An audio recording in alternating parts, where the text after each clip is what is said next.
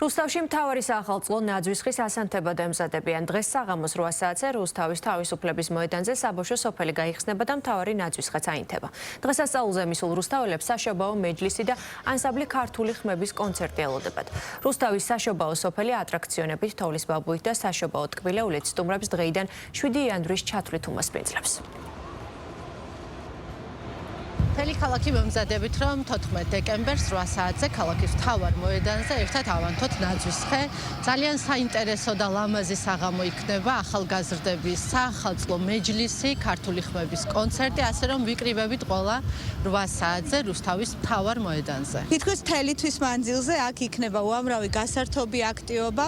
20 დეკემბერს უმასპინძლებთ მთელი დღის განმავლობაში პატარებს, მათთვის მოეწყობა სპეციალური აქტივობები. 21 დეკემბერს გვექნება ზვიად ბოლქვაძის და რანინელების კონცერტი. 26 დეკემბერს გვექნება ძალიან მრავალფეროვანი კონცერტი, სადაც ასევე რუსთაველებისთვის საყვარელი ჯგუფი რეგიონი გვეყოლება სხვა შემსრულებლებთან ერთად.